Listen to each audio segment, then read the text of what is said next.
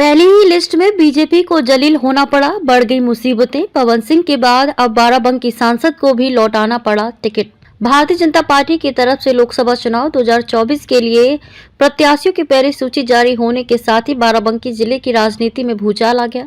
दरअसल बीजेपी ने सांसद उपेंद्र सिंह रावत पर एक बार फिर से दांव लगाया था, लेकिन उनके नाम का ऐलान होने के साथ ही सोशल मीडिया पर कुछ अश्लील वीडियो वायरल होने लगा, जिससे न केवल बाराबंकी बल्कि यूपी सहित देश की राजनीति में हड़कंप मच गया।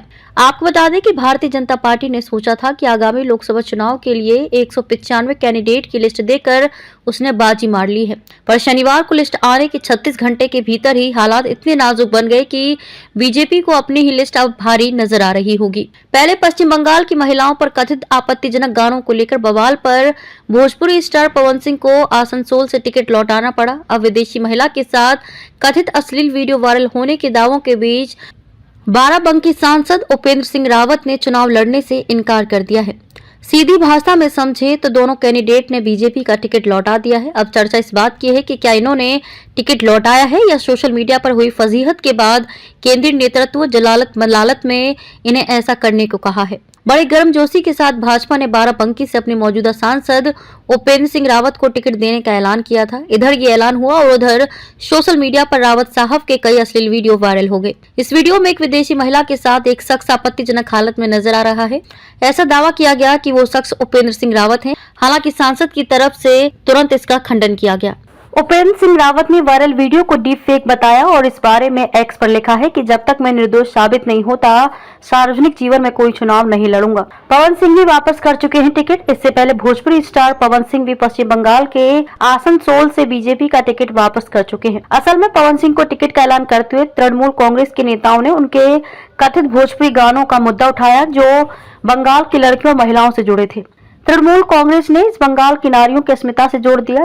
इसके बाद रविवार को पवन सिंह ने एक्स पर किए गए एक पोस्ट में लिखा कि वह किसी कारणवश आसनसोल से चुनाव नहीं लड़ पाएंगे। तृणमूल का दावा है कि उनके कैंपेन के दबाव में बीजेपी को पवन सिंह से टिकट वापस लेना पड़ा है।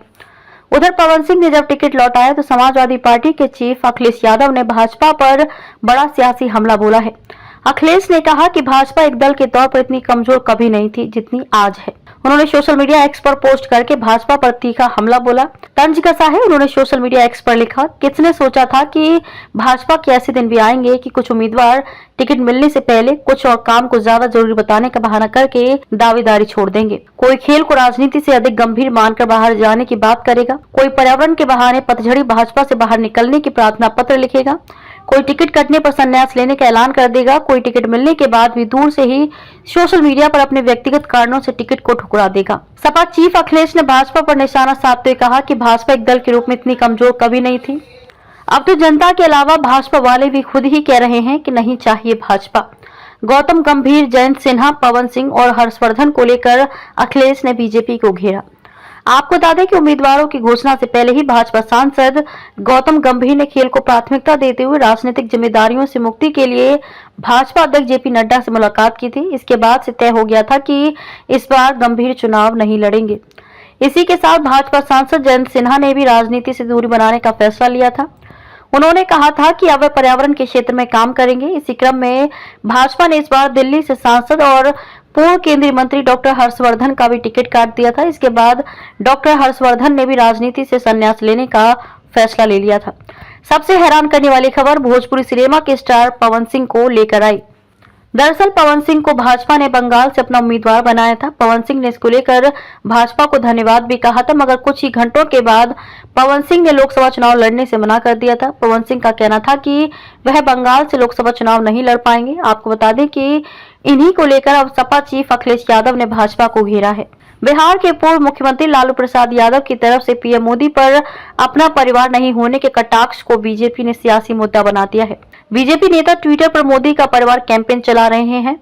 अखिलेश यादव ने बीजेपी के इस कैंपेन पर भी तंज कसा है। सपा सुप्रीमो अखिलेश यादव ने एक्स पर पोस्ट करते हुए तंज किया कि लगता है कि मेले में बिछड़ा परिवार मिल गया। 3 मार्च को पटना में हुई जन विश्वास महारैली में राजद सुप्रीमो लालू प्रसाद यादव के पीएम मोदी को लेकर दिए गए परिवारवाद वाले बयान के बाद से ही पूरे देश की राजनीति में भूचाल आया हुआ है।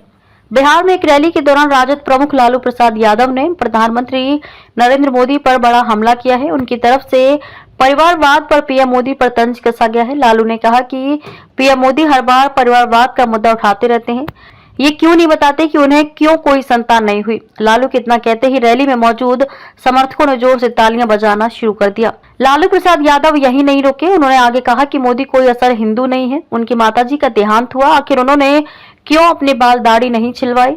हिंदू धर्म में तो हर बच्चा ऐसा ही करता है। इसके बाद पूर्व सीएम की तरफ से नीतीश कुमार पर भी बड़ा सियासी हमला किया गया। उन्होंने जोर देकर कहा कि हमने तो पहले भी नीतीश को कभी गाली नहीं दी, पिछली बार जब वे हमें छोड़कर गए थे हमने सिर्फ पलटू राम कहा था, इस बार भी पलट गए हैं, गलती हो गई हमसे, तेजस्वी से भी गलती हुई है। नीतीश फिर पीएम मोदी के पैरों में चले गए हैं। राजद प्रमुख ने आगे बीजेपी को चुनौती देते हुए कहा कि गांधी मैदान की आज की इस रैली से मैं ये आह्वान करता हूं कि आने वाले लोकसभा के चुनाव में हम भाजपा को नेस्तनाबूद कर देंगे। लालू की तरफ से पुराने दिनों को भी याद किया गया और इस बात पर जोर दिया गया कि पहले कैसे पिछड़ों के साथ बिहार में अन्याय होता था, लेकिन उन्होंने सीएम बनने के बाद हालात बदल दिए थे।